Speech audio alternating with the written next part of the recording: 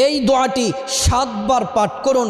দয়াময় আল্লাহ রাব্বুল আলামিন 70টি বড় বড় বিপদ থেকে আল্লাহ তাআলা আপনাদেরকে হেফাজত করবেন।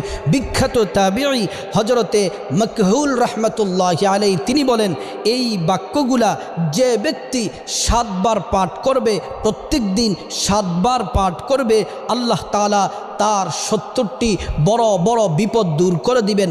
এর মধ্য থেকে সবচেয়ে ছোট যেই বিপদ, সবচেয়ে হালকা যেই বিপদ, সেটা হচ্ছে তার পরিবার থেকে অভাব দূর করে দিবেন, অনটন দূর করে দিবেন, টেনশন দূর করে দিবেন, পেরেশানি দূর করে দিবেন, দুশ্চিন্তা দূর করে দিবেন।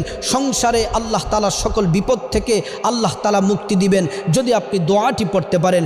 দোয়াটি হলো লা হাওলা ওয়ালা কুওয়াতা ইল্লা বিল্লাহি ওয়ালা মালজা মিনাল্লাহি ইল্লা ইলাইহি। প্রিয় দিনী ভাই ও বোন, কষ্ট করে দৈনিক এই দোয়াটি 7 বার করে